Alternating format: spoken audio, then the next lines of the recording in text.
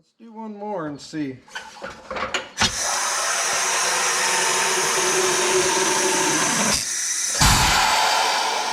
wow. That was significant. Let's go take a look.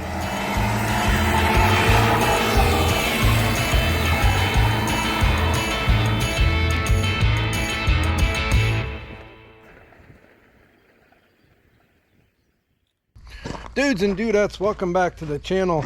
The main bay in the shop is empty. We are in a little bit of a limbo. Don't look over there. That's a whole nother video. But we got a haul we got to go through. Something sparkly shined in front of me and I got sidetracked. This happens often around here. But we've got, as you can tell, and I didn't start the video until, you know, I kind of got an idea what I was dealing with. But all I did was take the tins off the sides of the Coates 2020 tire machine, because if you are watching our previous videos on this thing, and go back, I'll pin them up here, and a couple people commented this thing started to just kind of spin. If it'd get hung up, it would spin out of control and about try to break your wrist. And I knew there had to be a way that it was getting dampened. And so that was kind of the goal of today, was to take another look at the guts of this thing and figure out how we can calm this thing down. Let me, even though it's all torn apart, we've got air to it, but let me show you. Watch this right off the get here.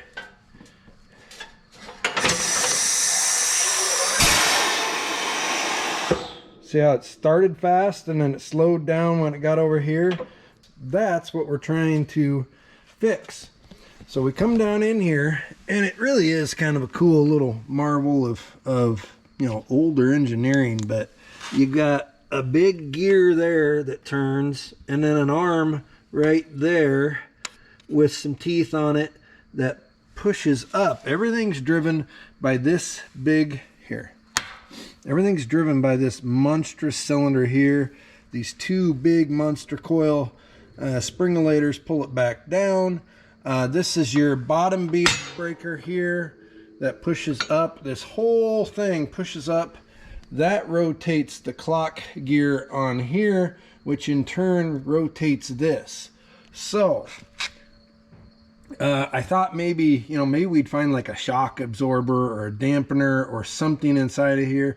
There is zero. What we have though, and the internet verified, I'm gonna pressure this up and I'll show you. There's fluid inside of this cylinder, and we can take this lid off and fill it. Now, there is also fluid leaking out through the seal on this cylinder, but for right now we just want it to work a little better. So that's what we're gonna attack. Woo-wee.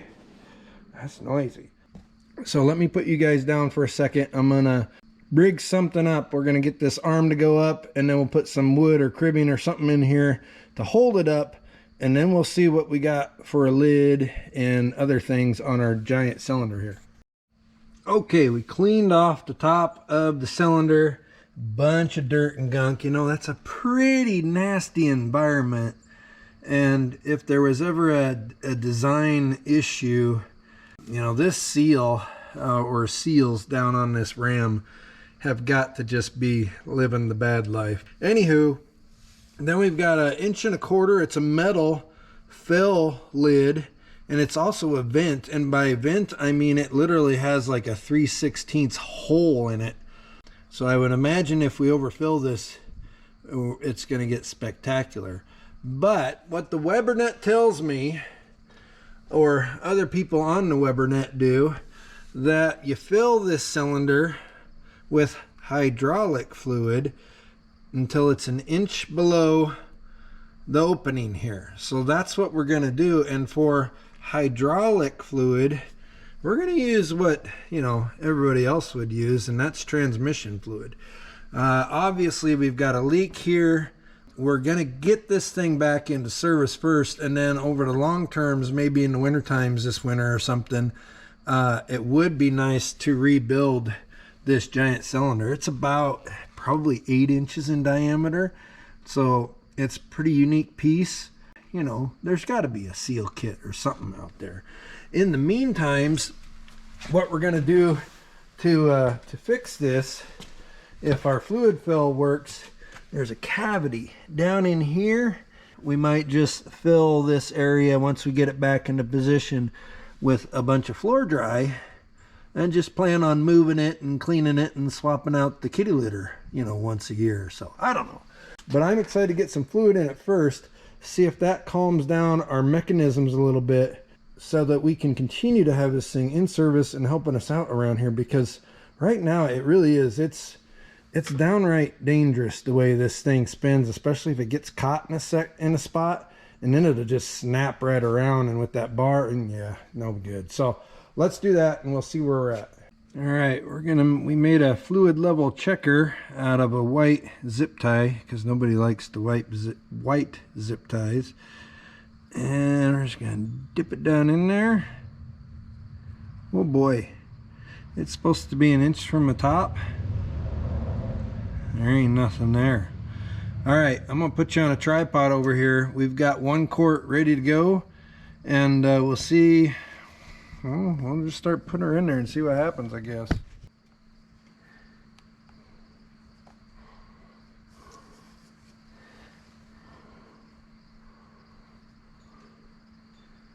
This is just that Valvoline universal transmission fluid. It's pretty good stuff.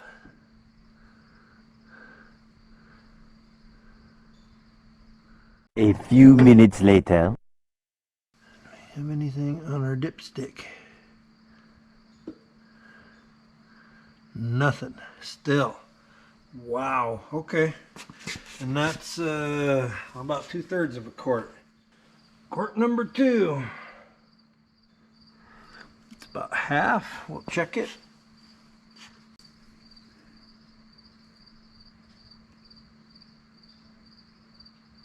Ah, we got some. We got some on there. All right, we're about probably 2.5 inches down from the top. I think we're going to go a little conservative on our fill here and try to stop at about 1.5 inches, just because of the potential mess factor when this thing cycles the first time. Quart number 3 should be about half. Let's give her a check.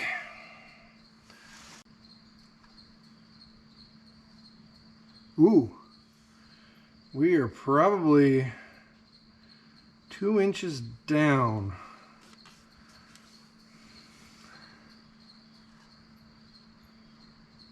Come right there. That's what we got. We'll go just a little bit more. I'm not going to go a lot more though, because obviously if it's able to use the hydraulic fluid, it's going to make a huge difference until it leaks it all out. I have a feeling that piston seal is just going to be bad, but we'll see. Oh yeah. You can tell when you start getting full if you put the tube down in there too far. It won't pull air back when you let off the bottle. So we're probably pretty darn close to where we want to be. Yep, right, a little less than that, 1.25 inches I would say down from the top. So we're definitely not putting any more of that in. Wipe it off one more time.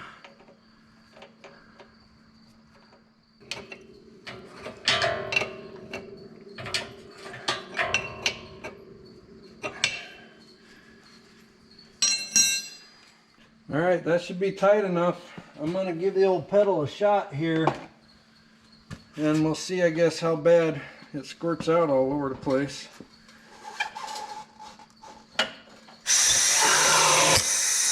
There we go. There was some.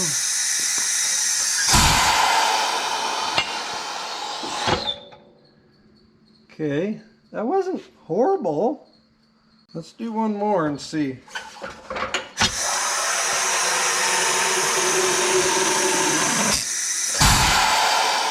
Oh, wow. That was significant. I think it'll get to where it's in a happy spot, but it's going to make a mess until it does. And we've got a leak here. When it gets to the top. Oh, there we go, out of there. It's coming out of the fill tube. So it is jumping out of the vent at the top. So we're over full a little bit, it looks like. There's no real cure to it. We're just gonna have to let her get to a happy place. But let's check out the movement here on top and see if this smooths out the rotation of this. Oh yeah, look at that. And less leakage down there too. I think we're in a happy place. Oh, that's gonna be nice, you guys.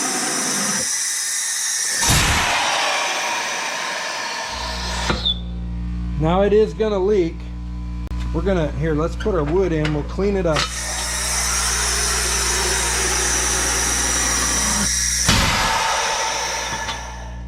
Yeah, it's leaking. Just watch right here around the cylinder. It stopped burping the extra out of here now, but watch around that seal.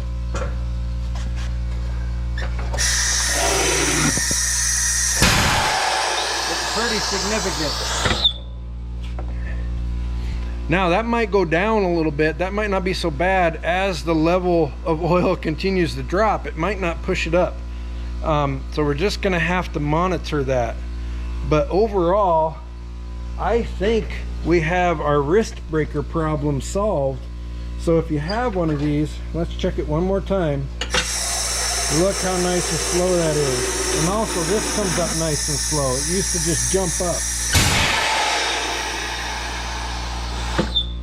That is outstanding. If you have a tire machine, a coats machine that has the shaft that spins in the center, the bottom bead breaker, and this type of mechanism, if it starts to spin fast, get down here and put some oil in your cylinder. We'll have to monitor that, like I said, but for now I think we've got a win. We're gonna throw the tins and the top back on it. We've got trailer tires for our small trailer that we've got to do. That's what kind of led me into all this. So let's get it back together, see how it works. Okay, next day alert. We got everything cleaned up. I'm not even sure that the thing's gonna really leak once you get the level of the fluids correct. It seems to be pretty happy. Now that seal is compromised, obviously, on the top of that cylinder, but I have a feeling that as long as the level is happy in there, it may not push out a bunch. So we're back together. So these tins, and I told you we would go through putting them on, but it really ain't rocket science, guys and gals. There's some recessed bolts here. Every one of these, whoa, what is that about? Hang on, my display is going nuts on the GoPro. Stand by. Moving on. I think we're okay.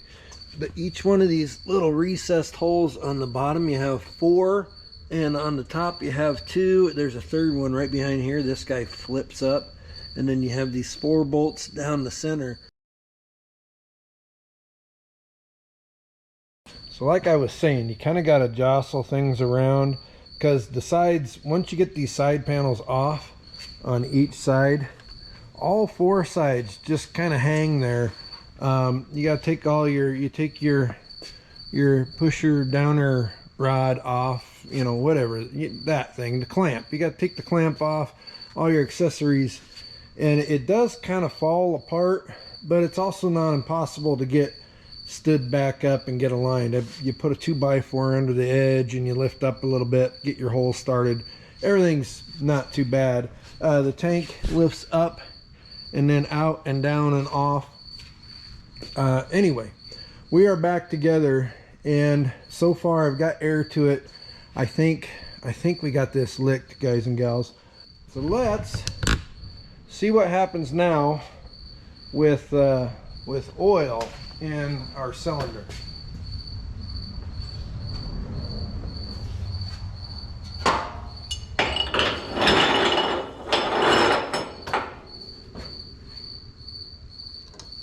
We'll show you the whole process here.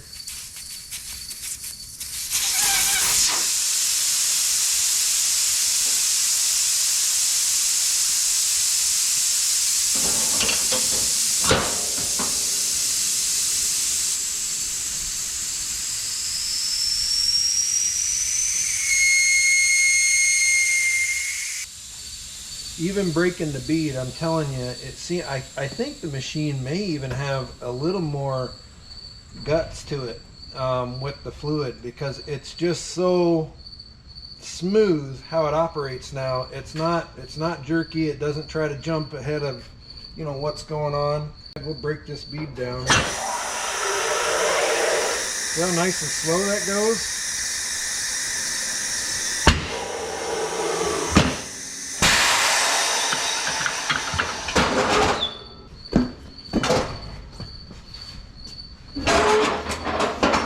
Our top and bottom beads are both broken.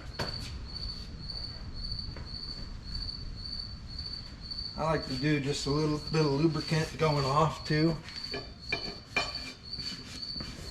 And part of that is out of fear, because when the thing would spin around before, it would just get a little obnoxious.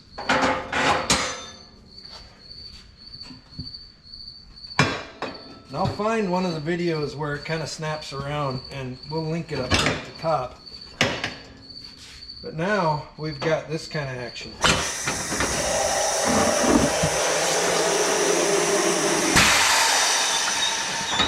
Nice and slow. That's the way it's supposed to go.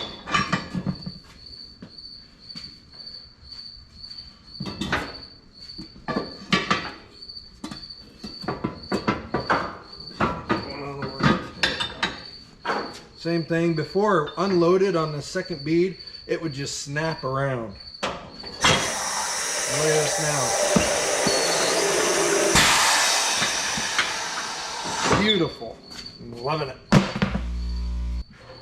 Alright, here's our new tire.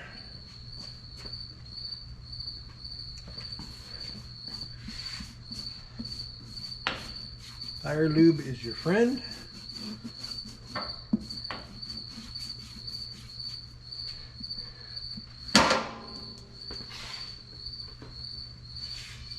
I'll even put a little bit on the wheel itself.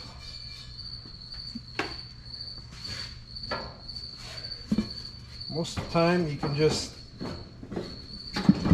slide that first bead on.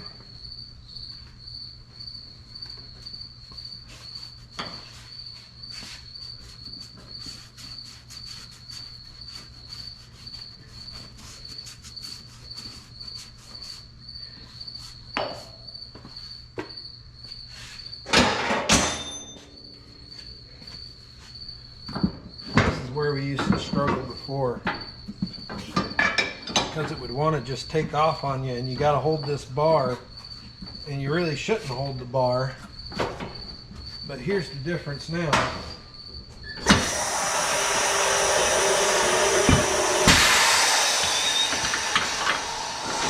Nice and slow and controlled with the movements. Now, our little blaster ring doesn't work. That valve's long been gone. But what we figured out was we've got a clip-on air check, and we did make sure our little auxiliary hose here on the machine works. So we leave the valve core out. We can clip that on there, and we've got a T-valve down here.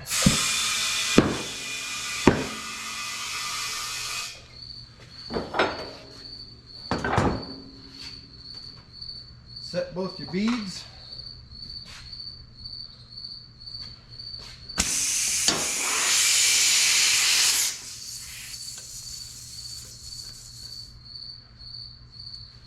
Tire on.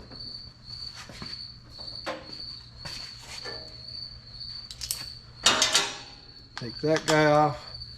Put our filler with a gauge on.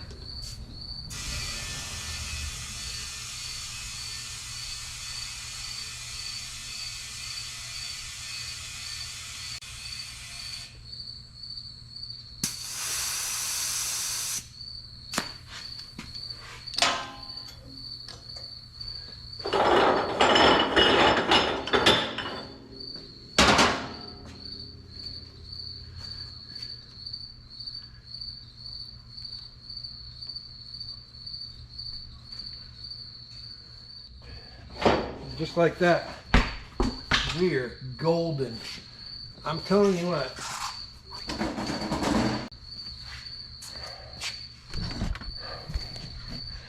Dudettes and dudes, we should have done this years ago. I should have just broke into it, figured out what was different and why it wasn't working right. As long as we keep fluid in that cylinder, I think this thing is working better than the day we got it, and is going to continue to do really good things for us. So if you've got an old Post style Coates, probably other brands too, tire changer, and you can't figure out why it tries to break your arms every time you mount or dismount a tire, dig down in there, get to that cylinder, fill it up. Now, I will say the interwebs, from what I could tell on the forums and that kind of stuff, everybody said 1 inch from the top. I would go 2. We spit out we went about 1.5 inches, and we spit out, you know, a little bit of oil. Now it seems to be really happy. There's no oil running out of it, which is good. So I'd go 2 inches from the top and get after it. So hey, I hope this helps you out. I know we've gotten quite a few comments on the tire machine videos about hows and who's and where's and how do they work, that kind of stuff. Really, this was our only big issue, was this danged old snapping that arm around, and it's solved. Look at your machine, fill it up with oil, 2 inches from the top. Thanks for watching our stuff. Appreciate each and every one of you. We'll see you on the next video.